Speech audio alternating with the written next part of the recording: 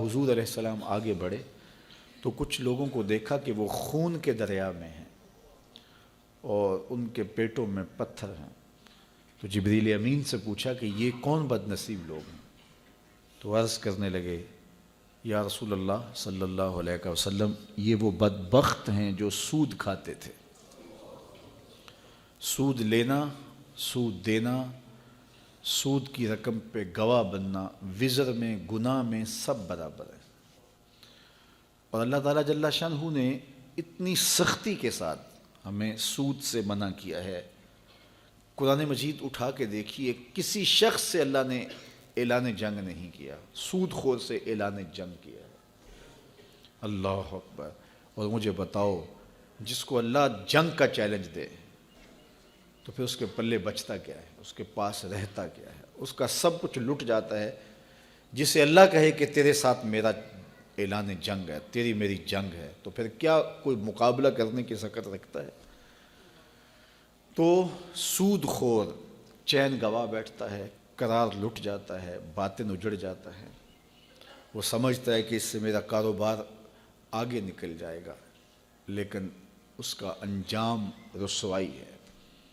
چونکہ اللہ جل شانہ جب کسی کو اعلان جنگ دے رہا ہے تو پھر اس کا نتیجہ شکست کی صورت میں اسے دیکھنا پڑے گا، چونکہ اللہ کا مقابلہ کرنے کی کسی میں ہمت اور سکت نہیں ہے۔ تو وہ رسوا ہو جائے گا۔ قرب قیامت میں سود عام کر دیا جائے گا، مختلف ناموں سے سود ہوں گے، بلکہ ایک مقام پہ فرمایا کہ سود نہ پہنچا ہر شخص کو اس کا دخان یعنی دھواں ضرور پہنچے گا۔ تو اس لیے بہت زیادہ احتیاط کرنے کی ضرورت ہے اپنے معاملات کو پاک رکھنے کی۔ مختلف ذریعوں سے مختلف پیکج لے کے لوگ آپ کے پاس آتے ہیں اور آپ کو سودی کاروبار میں پھنسانے کی کوشش کرتے ہیں۔ اللہ نے جو دیا ہے اس پہ توکل کرو۔ غریبوں کی نسبت امراء دولت مند زیادہ پھنستے ہیں کہ کاروبار بڑے اوپر چلے جائیں۔ وہ نیچے دیکھیں، وہ لوگ بھی ہیں کہ جو نان شبینہ کے لیے ترس رہے ہیں، لیکن اللہ کا شکر ہے کہ وہ سود نہیں لیتے۔ تو آپ اپنی مجبوریاں کیا بتا رہے ہیں؟ جی مجبوری ہے، کاروباری مجبوری ہے، تو وہ بھی گریز کر رہے ہیں۔ تو آپ تو اللہ نے آپ کو کروڑوں روپے دیے ہیں، اربوں روپے دیے ہیں، تو آپ صرف بڑھوتری کے لیے چاہ رہے ہیں۔ تو سود میں تو بڑھوتری ہے ہی نہیں۔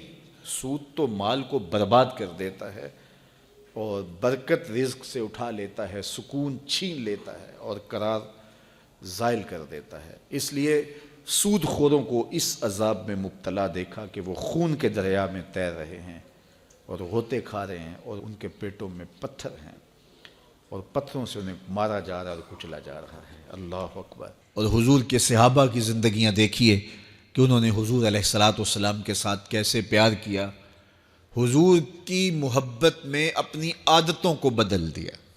حالانکہ عادتیں نہیں بدلی جاتی، دو سکے بھائی ہوں، رشتہ کتنا گوڑا ہے، اور ایک گھر میں پرورش پائی ہے، ایک گود میں پلے ہیں، ایک باپ کے گہوارہ تربیت میں رہے ہیں، لیکن طبائع میں اختلاف یہ ایک فطری بات ہوتی ہے۔ ہمارے پاس لوگ آتے ہیں، دو سکے بھائی ہوتے ہیں، ایک کی طبیعت ادھر کو جا رہی ہوتی ہے، دوسرے کا مزاج ادھر کو جا رہا ہوتا ہے۔ ایک سخت نرم مزاج ہوتا ہے اور دوسرے کی آنکھوں سے انگارے پھوٹ رہے ہوتے ہیں۔ ایک معاف کر دینے والا ہوتا ہے، ایک سخت غصیلا ہوتا ہے۔ ایک کی طبیعت کے اندر تلخی کی چنگاریاں ہوتی ہیں اور ایک کی طبیعت کے اندر نرمی کے پھول ہوتے ہیں۔ آپ نے بھی دیکھا ہوگا۔ تو یہ ایسا ہوتا ہے۔ اب اسی طرح کھانے پینے کی چیزوں میں طبائع کا اختلاف یہ فطری بات ہے۔ ایک کو ایک چیز پسند ہوتی ہے، دوسرے کو وہ چیز پسند نہیں ہوتی ہے۔ بعض اوقات ماں کو مسئلہ ہوتا ہے کہ یہ چیز اگر میں تیار کرتی ہوں تو میرا دوسرا بیٹا نہیں کھاتا، تو اس کے لیے بعد سے الگ سے کوئی چیز تیار کرنی پڑتی ہے کہ اس کی ڈیمانڈ یہ ہے اور میرے اس بیٹے کی ڈیمانڈ یہ ہے۔ مائیں مزاج سمجھتی ہیں۔ ایک آغوش میں پرورش پانے کے باوجود خون ایک ہے، گہوارہ تربیت ایک ہے، دودھ ایک ہے، لیکن طبیعتوں کے اندر اختلاف پایا جا رہا ہے۔ لیکن صحابہ کی زندگیاں دیکھیے، انہوں نے اپنی طبیعتیں بھی حضور کی طبیعت کے سانچے میں ڈھال دی۔ حضرت انس بن مالک کو کسی نے دیکھا کہ وہ شوربے سے کدو کے ٹکڑے نکال کے کھا رہے ہیں، تو کہا یہ کیا کر رہے ہو؟ کہا میں نے ایک دن حضور کو یوں کرتے ہوئے دیکھا تھا۔ تو طبائع کا اختلاف یہ ایک فطری اختلاف ہوتا ہے، لیکن صحابہ نے اس کو بھی چھوڑا اور حضور کی محبت کے سانچے میں ڈال دیا۔ پھر اس چیز کا انتظار نہیں کیا کہ حضور کا فرمان کیا ہے، حضور کی چاہت پہ اپنے مزاج کو بدلا۔ اللہ اکبر۔ حضور علیہ الصلوۃ والسلام مدینہ المنورہ کی گلی سے گزر رہے تھے، ایک گنبد نما مکان بن رہا تھا، اور ایسے مکان حضور کو پسند نہیں تھے۔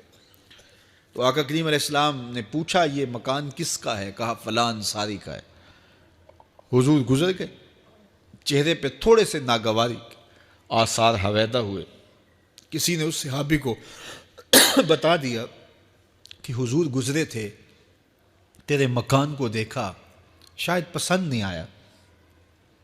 2-4 دن کے بعد حضور دوبارہ گزرے، دیکھا کہ وہاں ملبے کا ڈھیر پڑا ہوا تھا۔ فرمایا اس صحابی کو بلایا گیا، کہا میں پرسوں ترسوں گزرا تھا، تیرا مکان دیکھا تھا، یہ کیا ہوا؟ عرض کی میں نے گرا دیا ہے۔ فرمایا کیوں؟ عرض کی سنا تھا آپ کو پسند نہیں، سنا تھا آپ کو پسند نہیں۔ میں اور آپ دیکھیں ہمارا کیا کیا حضور کو پسند نہیں، سر سے لے کر پاؤں تک، نجی زندگی سے لے کے سیاسی زندگی تک، اپنے امور ذات سے لے کر کے اپنی معاشرتی زندگی تک، ہمارا کیا کیا حضور کو پسند نہیں، اور ہر وہ چیز بدل دیں جو حضور کو پسند نہیں۔ محمد دی زیارت محمد دے رنگ وچ، اے ٹھگ بازیاں جانے پیارا محمد صلی اللہ علیہ وسلم۔ میرے شیخ کامل کا ایک شعر ہے، اور وہ شعر اتنا وزنی ہے کہ اگر میرے پاس جواہر لال موتی ہوں اور میں ایک پلڑے میں ڈال دوں اور ایک پلڑے میں یہ شعر رکھ دوں تو یہ شعر پھر بھی بھاری ہوگا۔ یاری لا تو پاک نبی سنگ، اے پر پوری یاری، پھر درود قبول ہے تیرا لکھ نہ لوں ایک واری۔ 1.25 لاکھ مرتبہ درود پڑھنا ایک طرف، اور ایک دفعہ حضور کی ذات پہ درود پڑھنا، ان کی محبت کے سانچے میں یوں ڈھل کر کے جو وہ کہتے ہیں وہ میری زندگی کا عمل ہے، یہ اس سے وزنی ہے، یہ اس سے بھاری ہے۔ تو حضور کی محبت، حضور کے ایک صحابی تھے، وہ حضور کو ملنے آئے، اور آئے تھے بحرین سے۔ اچھا، انہوں نے حضور کو سلام کیا تو حضور نے رخ پھیر لیا، ناراضگی کا اظہار کیا۔ تو وہ سمجھے کہ شاید حضور نے ایسے ہی رخ پھیرا، تو جدھر حضور نے رخ پھیرا وہ ادھر جا کے سلام کرتے ہیں، تو حضور نے پھر رخ پھیر لیا۔ سمجھ گئے کہ حضور ناراض ہیں۔ اب انہیں سمجھ یہ نہیں آ رہی تھی کہ ناراضگی کا سبب کیا ہے۔ وہ اصحاب رسول سے پوچھنے لگے کہ حضور مجھ سے ناراض لگتے ہیں، آپ میں سے کوئی بتا سکتا ہے کہ حضور کیوں ناراض ہیں؟ اللہ اکبر۔ آج تو کوئی بڑا باپ ہو، مرشد ہو، استاد ہو، ناراض ہو جائے اور شاگرد کو ناراضگی کی وجہ معلوم نہ ہو تو وہ الٹا ناراض آگے سے ہو جاتا ہے کہ میں نے جرم کیوں کیا ہے کہ استاد کا مزاج بگڑ گیا ہے۔ اللہ اکبر۔ لیکن ذرا دیکھیے، رنگ دیکھیے محبت کے، وہ صحابہ سے پوچھتا پھرتا ہے کہ حضور مجھ سے ناراض ہیں، مجھے بتائیے کہ کیا سبب ہوا؟ تو انہوں نے کہا کہ یہ تیرے ہاتھ میں جو سونے کی انگوٹھی ہے، اس سے حضور ناراض ہیں، کیونکہ حضور اس کو منع کر چکے ہیں۔ امت کے لیے سونا چاندی حضور نے امت کے مردوں کے لیے منع فرما دیا۔ صرف 4.5 ماشے سے کچھ کم کی انگوٹھی چاندی کی، اور وہ بھی عدد میں 1 ہو، شریعت نے جائز رکھی ہے۔ اگر 2 ماشے کی 2 ہوں گی تو پھر بھی جائز نہیں۔ عورت کو جائز ہیں 10 انگوٹھیاں پہنے، سونے کی پہنے، چاندی کی پہنے، یہ اس کا زیور ہے۔ مرد کو زیور کی ضرورت نہیں ہے، زینت کی ضرورت نہیں ہے، لہٰذا مرد کے لیے 1 انگوٹھی رکھی گئی ہے، وہ بھی اس لیے کہ اگر وہ کہیں مشکل میں ہو تو اس کو بیچ کر کے 2 وقت کا کھانا لے سکے۔ باقی اس کے لیے انگوٹھی 4.5 ماشے سے کم کا چاندی یا سونا 1 ماشا ہی کیوں نہ ہو، اس کے لیے جائز نہیں ہے۔ تو اس نے سونے کی انگوٹھی پہن رکھی تھی، لیکن اسے حرمت کا پتہ نہیں تھا۔ تو اس نے کہا کہ حضور مجھ سے کیوں ناراض ہیں؟ تو صحابہ نے کہا شاید یہ اس انگوٹھی کی وجہ سے ناراض ہیں۔ تو اس نے یہ نہیں کہا کہ مجھے تو پتہ ہی نہیں تھا، میرا کیا قصور؟ خیر، اس نے انگوٹھی اتار کے حضور کو پیش کرتے کہا حضور آپ اس وجہ سے ناراض ہیں؟ حضور نے انگوٹھی پکڑی اور ایسے پھینک دی، ناراضگی کی وجہ ختم ہو گئی، وہ بیٹھ گیا، بات شروع ہو گئی۔ اللہ اکبر۔ جب سلسلہ کلام ہوتا رہا، جب مجلس برخاست ہوئی، لوگ اٹھ کے گھروں میں جانے لگے، وہ بھی اٹھا اور الٹے پاؤں سے پیچھے چلا، تو کسی نے اس کو کہا وہ انگوٹھی تو اٹھا لو، سونے کی انگوٹھی ہے، قیمتی ہے، چلو تمہارے لیے پہننا جائز نہیں، تمہاری بیوی کے لیے تو جائز ہے۔ تو اس نے کیا جواب دیا سنیے، اس نے کہا واللہ لا آخذہ وقد طرحہ رسول اللہ صلی اللہ علیہ وسلم، اللہ کی قسم میں اس انگوٹھی کو کبھی بھی نہیں اٹھاؤں گا جس کو میرے حضور نے پھینک دیا ہے۔ تو یہ تھی ان کی محبت، یہ تھا ان کا انداز۔ تو آئیے میں اور آپ حضور سے اگر محبت کرتے ہیں تو حضور علیہ السلام کا طرز زندگی، حضور کا انداز معاشرت اختیار کریں۔ کثرت کے ساتھ مائیں بہنیں بیٹیاں بھی موجود ہیں، وہ بھی اپنی اولادوں کی تربیت اس نہج سے کریں کہ وہ حضور کی سنت، حضور کی سیرت اور حضور کی اتباع کے سانچے میں ڈھل جائیں۔ زندگی کا مقصد ہی یہی ہے۔ آئے، بڑے ہوئے، جوان ہوئے، بوڑھے ہوئے، چلے گئے، ہم سے پہلے بھی چلے گئے، ہم بھی چلے جائیں گے، بعد میں آنے والے بھی چلے جائیں گے، لیکن حقیقی کامیابی اس کو نصیب ہوئی جس نے اس دنیا پہ آ کے دنیا کی زندگی کے مقصد کو سمجھا۔ ہم آئے کیوں تھے، زندگی کس لیے ہمیں دی گئی تھی۔ اکبر الہ آبادی نے کیا ستھری تنقید کی تھی، کیا بتائیں احباب کیا کارنمایاں کر گئے، بی اے کیا، نوکر ہوئے، پینشن ملی اور مر گئے۔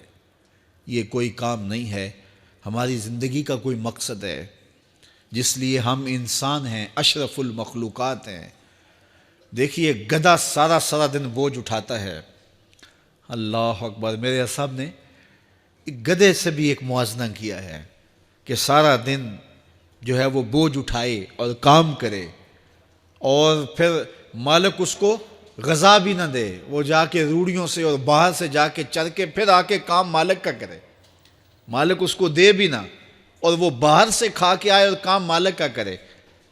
تو اگر بندہ ہو کے، انسان ہو کے اگر نہ کرے تو میرے حضور نے ایک لمبی ربائی ہے، اس میں آخر میں لکھتے ہیں تو چنگا یعقوب یا کھوتا تینوں شرم نہ آوے، کہ اگر وہ ایک گدھا بھی کام کرے، اپنی پیٹھ پہ بوجھ لا دے اور تو اپنے مالک کے لیے کچھ نہ کرے، اور ساری نعمتیں مالک نے تجھے دی ہیں اور عزتیں اور آبرویں تیرے نام کی ہیں اور تو اس کا حق ہی ادا نہ کرے، تو پھر کس طرح تیرے سے، تو پھر اولئک کل انعام بل ہم اضل، فرمایا تو چوپایا ہے بلکہ چوپایوں سے بھی بدتر ہے۔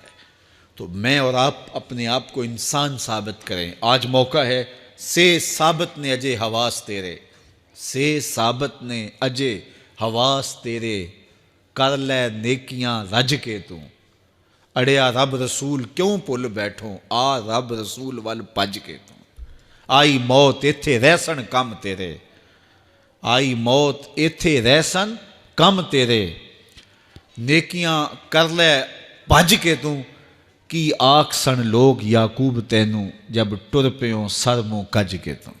وہ وقت آئے گا جب تنیاں باندھ دی جائیں گی، جب دونوں جانب سے کفن باندھ دیا جائے گا، پھر پردہ ہٹا کے دیکھا جائے گا، پھر بند کر دیا جائے گا۔ وہ لمحے کتنے دردناک ہوں گے، وہ گھڑیاں کتنی دردناک ہوں گی۔ آج مجھے اور آپ کو اللہ نے موقع دیا ہے تو آج حضور کی سیرت کو اپنانے کا، اپنی روحوں میں اتارنے کا عزم کر کے اس مجلس سے ہم روانہ ہوں۔